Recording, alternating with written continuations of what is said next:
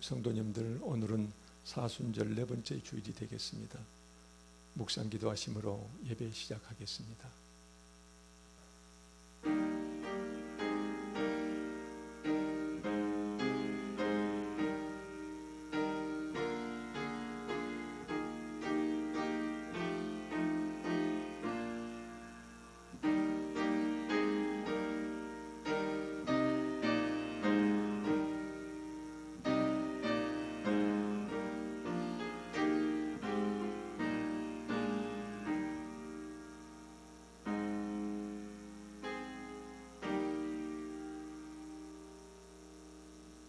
하나님, 지금 이 순간 우리 모두 거룩하신 하나님 앞에 서 있음을 깨닫게 하시고 깊은 감사와 감동 중에 영과 진리로 참된 예배 드리게 하옵소서.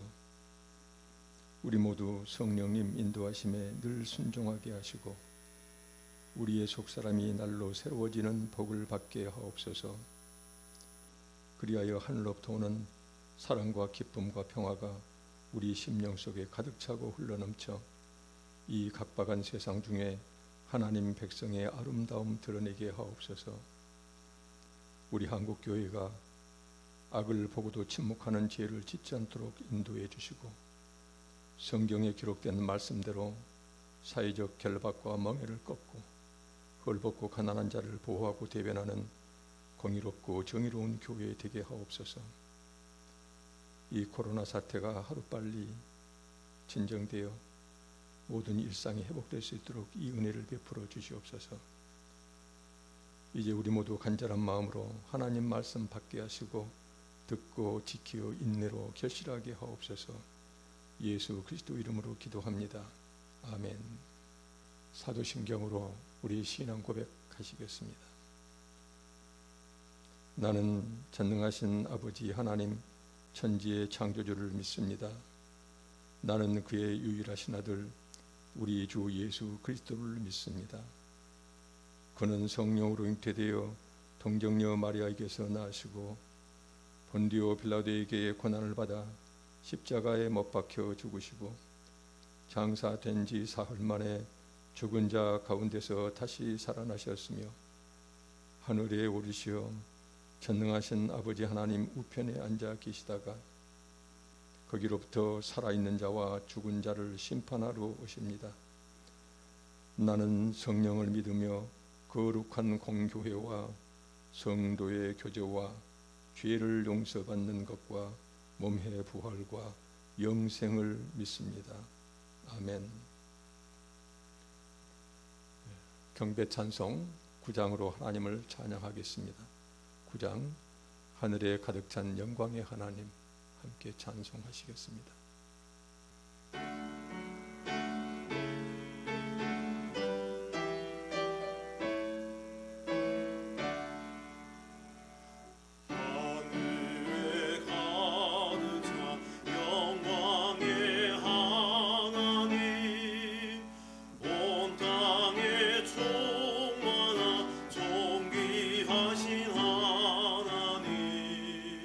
생명과 빛을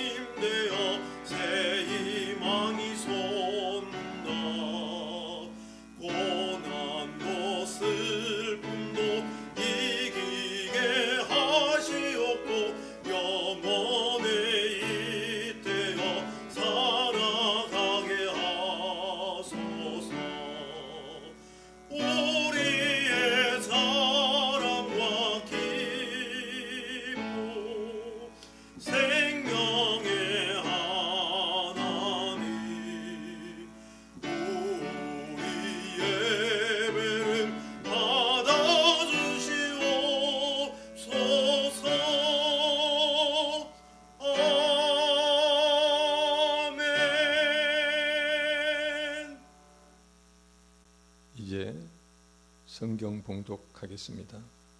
하나님 말씀은 야고보서 3장 1절부터 12절 말씀, 야고보서 3장 1절부터 12절 말씀, 제가 가지고 있는 성경책으로는 신약 372쪽이 되겠습니다. 다 함께 성경을 찾아보시고 그리고 함께 보겠습니다. 자, 성경 말씀 봉독하겠습니다. 네 형제들아, 너희는 선생된 우리가 더 큰 심판을 받을 줄 알고 선생이 많이 되지 말라. 우리가 다 실수가 많으니 만일 말에 실수가 없는 자라면 곧 온전한 사람이라 능히 온 몸도 굴레 씌우리라. 우리가 말들의 입에 재갈 물리는 것은 우리에게 순종하게 하려고 그 온몸을 제어하는 것이라. 또 배를 보라. 그렇게 크고 광풍에 밀려가는 것들을 지극히 작은 키로서 사공의 뜻대로 운행하나니 이와 같이 혀도 작은 지체로 돼 큰 것을 자랑하도다. 보라, 얼마나 작은 불이 얼마나 많은 나무를 태우는가. 혀는 곧 불이요 불의의 세계라. 혀는 우리 지체 중에서 온몸을 더럽히고 삶의 수레바퀴를 불사르나니 그 사르는 것이 지옥불에서 나느니라. 여러 종류의 짐승과 새와 벌레와 바다의 생물은 다 사람이 길들일 수 있고 길들여 왔거니와 혀는 능히 길들일 사람이 없나니 쉬지 아니하는 악이요 죽이는 독이 가득한 것이라. 이것으로 우리가 주 아버지를 찬송하고 또 이것으로 하나님의 형상대로 지음받은 사람을 저주하나니 한 입에서 찬송과 저주가 나오는도다. 내 형제들아, 이것이 마땅하지 아니하니라. 샘이 한 구멍으로 어찌 단물과 썬물을 내겠느냐. 내 형제들아, 어찌 무화과나무가 감난 열매를 포도나무가 무화과를 맺겠느냐. 이와 같이 짠물이 단물을 내지 못하느니라. 아멘.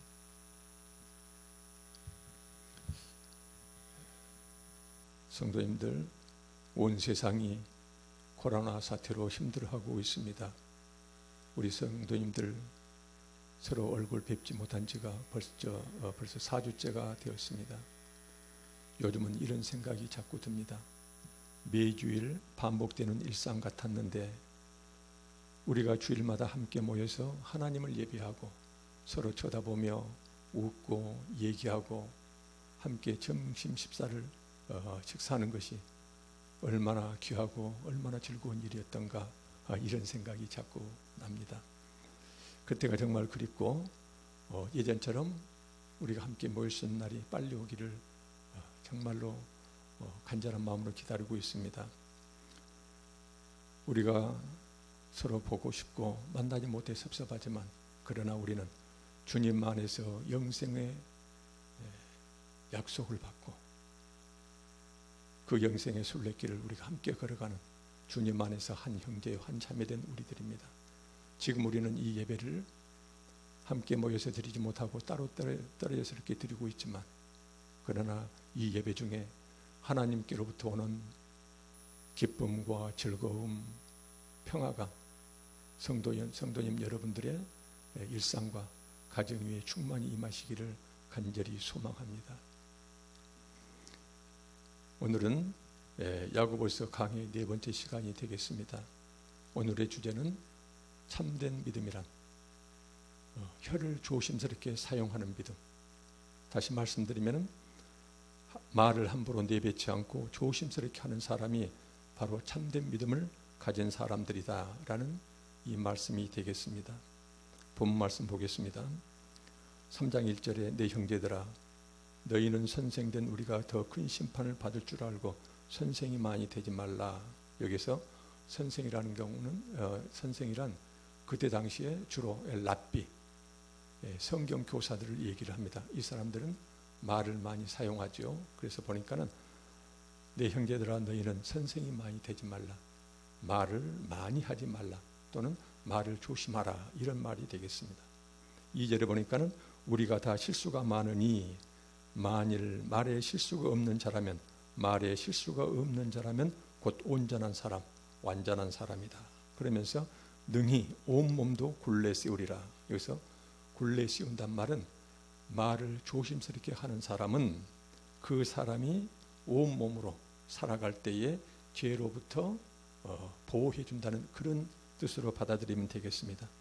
말에 실수가 없는 자는 그 사람 온몸으로 살아가는 그 삶이 죄로부터 멀어져 간다, 이런 말이 되겠습니다. 그러면서 야고보는 여기에서 두 가지 비유를 들고 있습니다.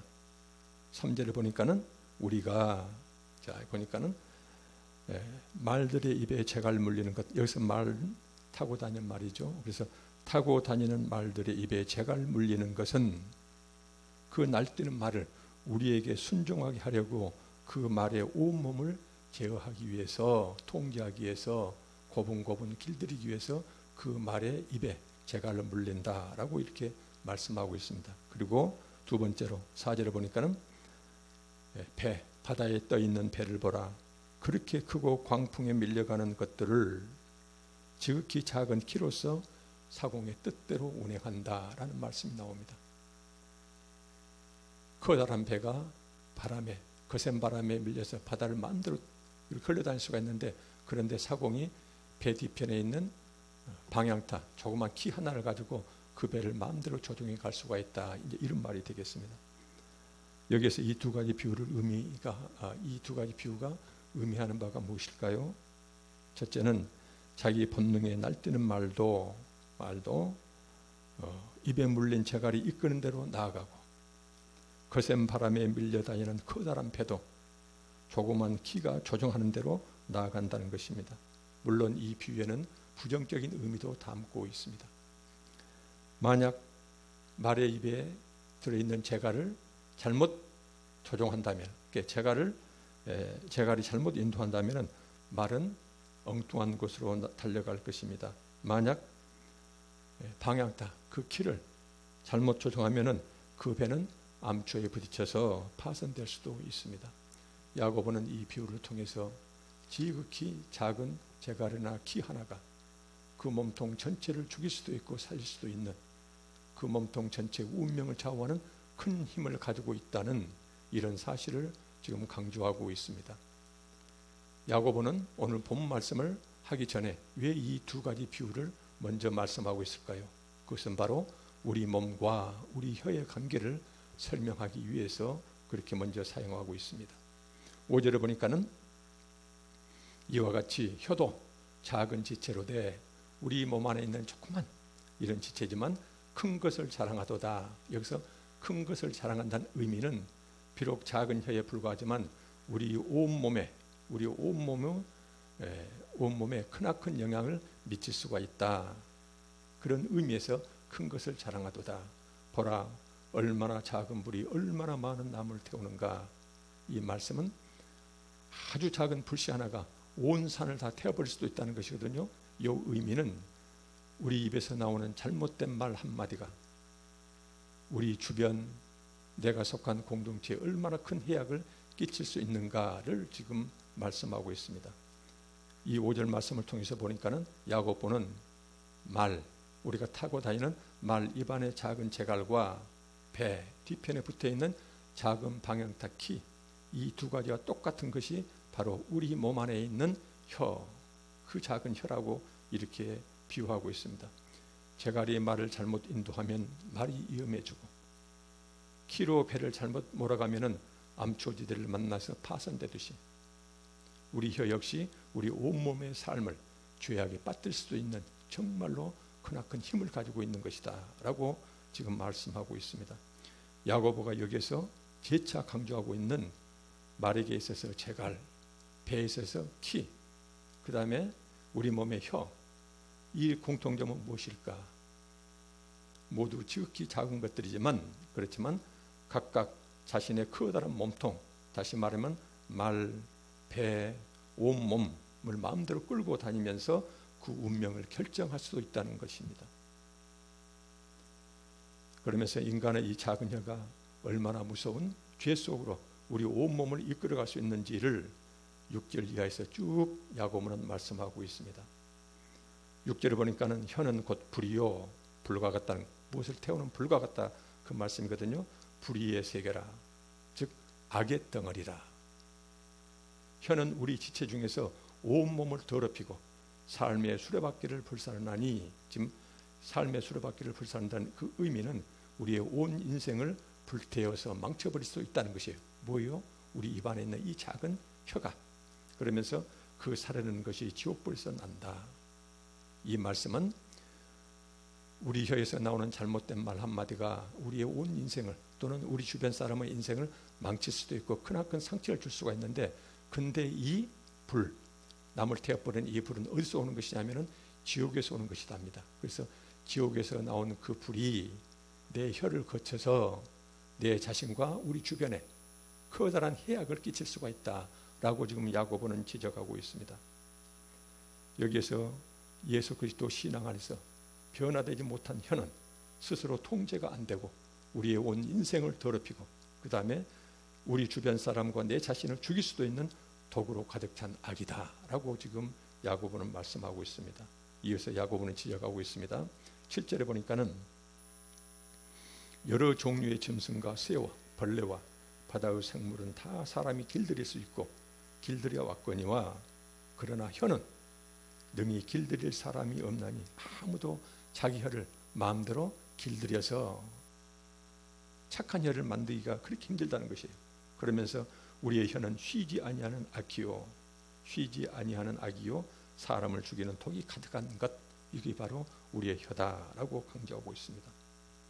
사람은 재갈을 통해서 말을 길들이고 그 다음에 키를 잡고서 그 큰 배를 마음대로 조종하고 나아가서 수많은 짐승과 새와 벌레와 바다와 생물까지도 사람들은 그렇게 다 길들이면서 살아왔는데, 그런데 왜 정작 자기 자신 속에 있는 그 조그만 혀는 길들이지 못하고 그 많은 희약을 끼치는가라고 야고보는 지적하고 있습니다.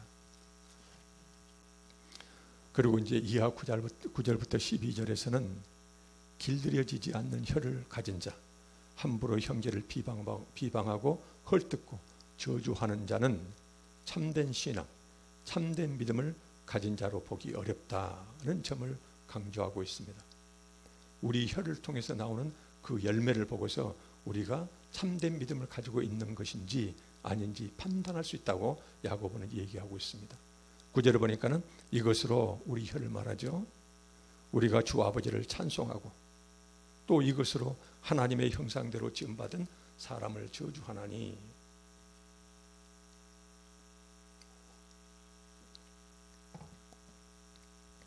한 입에서 찬송과 저주가 나오는도다. 내 형제들아 이것이 마땅하지 아니하니라. 샘이 한 구멍으로 어찌 단물과 쓴물을 내겠느냐. 내 형제들아 어찌 무화과나무가 감람 열매를 포도나무가 무화과를 맺겠느냐.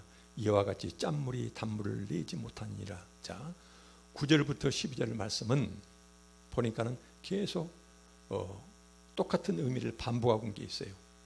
우리가 한 입으로 한 혀로 주 아버지를, 위로는 하나님을 찬송하면서 내 곁에 있는 형제를 형상대로, 하나님의 형상대로 지음받은 사람을 저주를 하고, 또 그래서 내 입의 혀가 한 입에서 찬송과 저주가 동시에 나오고, 이것은 마땅하지 않다는 것이에요. 절대로 그럴 수 없다는 것이에요. 어떤 사람들이요, 주 예수 그리스도를 믿고 거듭난 사람은 이렇게 혀를 함부로 사용할 수가 없다 그러면서 같은 샘에서 어찌 단물과 쓴물이 동시에 나올 수가 있겠느냐 그러면서 무화과 나무에서 감람 열매를 맺을 수가 없다. 그래서 보니까는 한 입에서 찬송과 저주가 나올 수 없다. 한 샘에서 단물과 짠물이, 쓴물이 동시에 나올 수가 없다. 무화과 나무에서 다른 열매가 맺어질 수가 없다. 이렇게 지금 말씀하고 있습니다. 이런 똑같은 말씀을 요한 사도도 하고 있습니다. 요한일서 4장 20절, 21절에 누구든지 하나님을 사랑하노라 하고 그 형제를 미워하면 이는 거짓말하는 자니 보는 바 그 형제를 사랑하지 아니하는 자는 보지 못하는 바 하나님을 사랑할 수 없다. 그러면서 우리가 이 계명을 주께 받았나니 하나님을 사랑하는 자는 또한 그 형제를 사랑할지니라. 이렇게 요한 사도는 말씀하고 있습니다. 그렇습니다. 참된 믿음을 가진 자는 그 혀를 하나님 뜻으로 잘 길들이는 그런 사람입니다. 이런 사람이 거듭난 사람이에요. 옛사람이 죽고 새사람이 된 것인데, 우리가 옛사람이 죽었다는 것은 원래 내 입안에 있는 혀가 죽고 주 예수 그리스도 안에서 그 혀가 새롭게 태어났다는 것이거든요. 그래서 그런 혀로는 절대로 함부로 남을 비방하거나 헐뜯고 저주하지 않습니다. 순간 그런 말이 나왔다 하더라도 금방 가슴을 치면서 회개하고 다시는 그런 말을 반복하지 않으려고 노력을 합니다. 이것이 바로 세상에서 건진받아 하나님 나라를 향해 나아가는 성도들의 삶 속에서 반드시 나타나야 할 삶의 열매요, 참된 믿음을 가진 자들의 삶의 모습이 되겠습니다.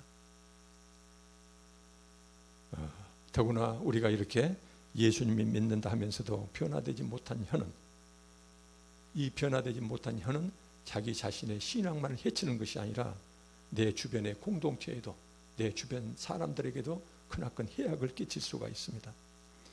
오늘 본문 말씀 중에서 3장 5절을 보면 이런 말씀이 나옵니다. 작은 불이 온 산을 불태운다. 작은 불이 온 산을 불태울 수가 있다. 이런 말이 나옵니다. 그래서 이런 격언이 있습니다.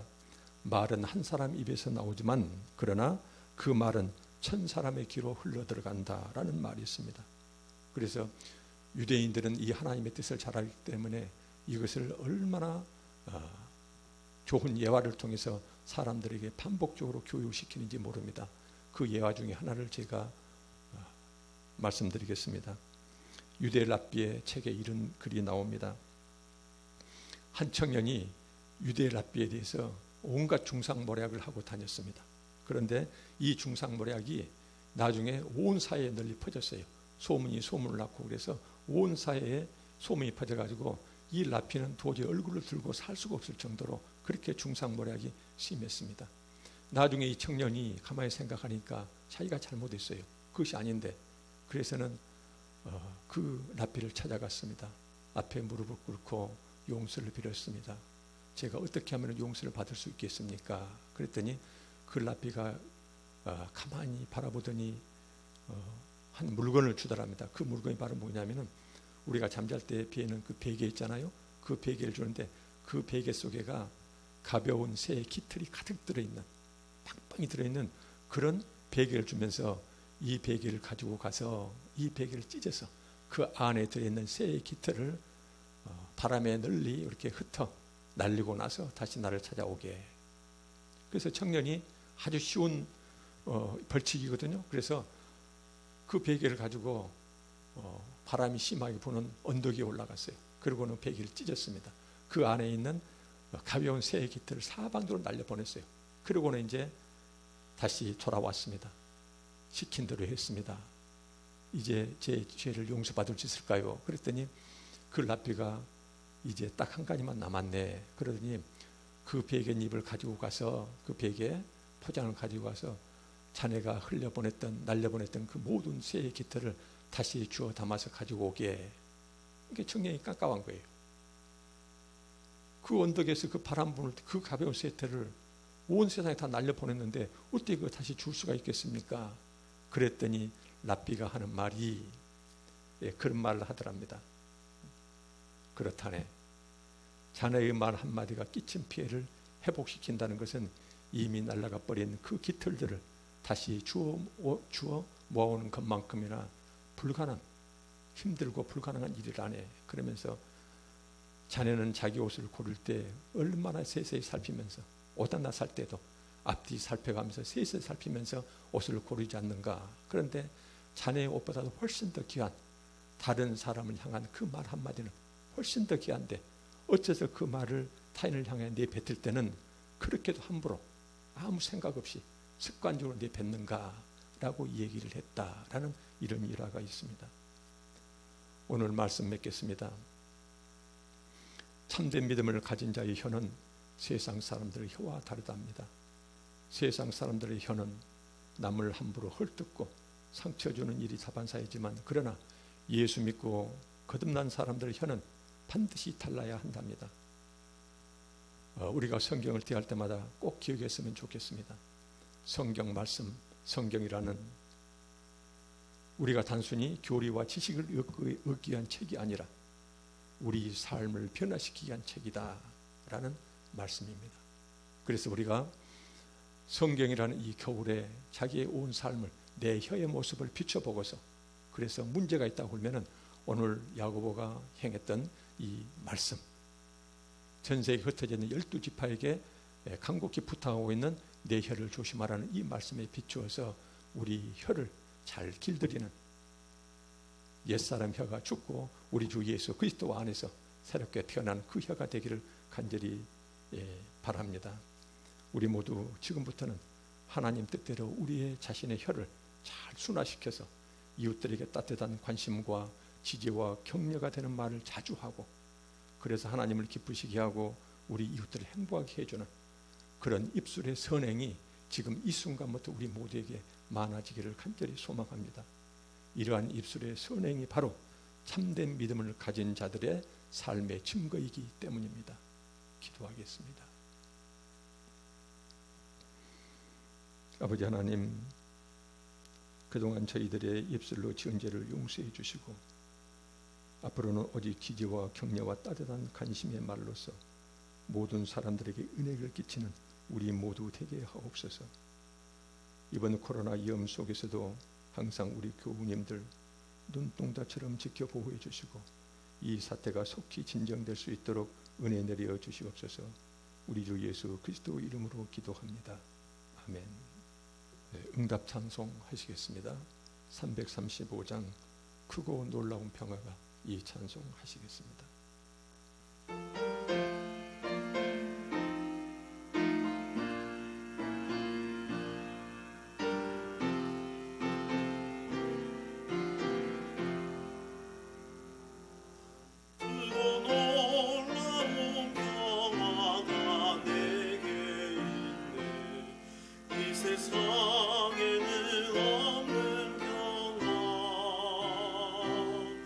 나의 영혼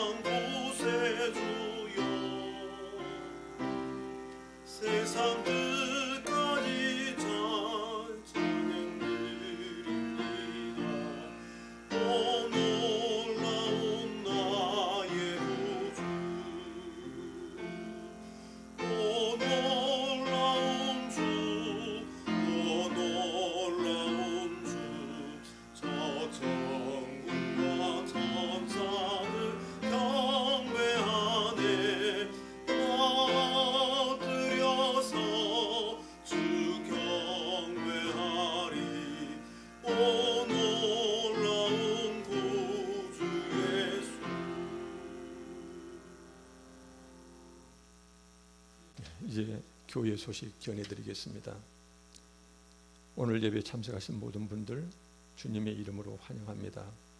이 사태가 하루빨리 진정되어서 우리 모두 함께 모여서 예배 드릴 수 있는 그날이 빨리 오기를 간절히 소망하면서 항상 그날까지 주님 안에서 여러분들 주님이 주시는 참된 기쁨과 평안을 누리시기 바랍니다.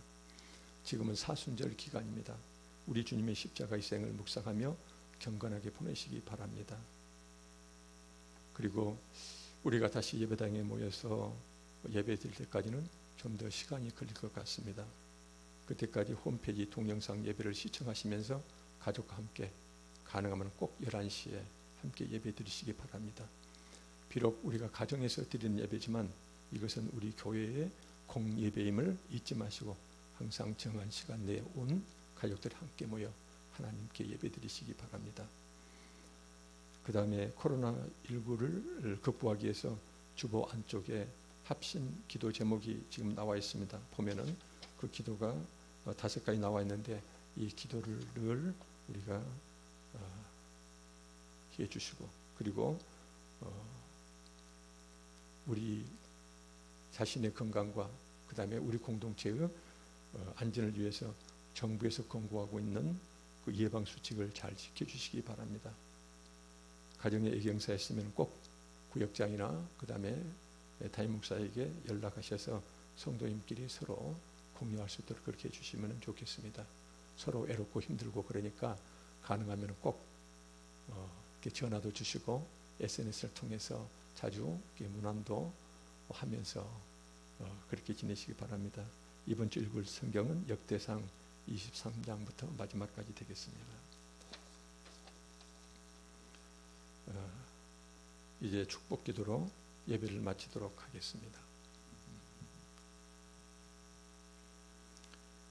우리 주 예수 그리스도의 은혜와 하나님의 사랑과 성령님의 감동, 감화, 도우심이 예수 그리스도 안에서 거듭난 성도들답게 지지와 격려와 따뜻한 관심의 말로서 모든 사람들에게 은혜 끼치기 원하는 우리 온 교우들과 그 가정과 일터와 자녀들 앞날 위에 지금부터 영원히 함께 하시기를 간절히 축원하옵나이다. 아멘.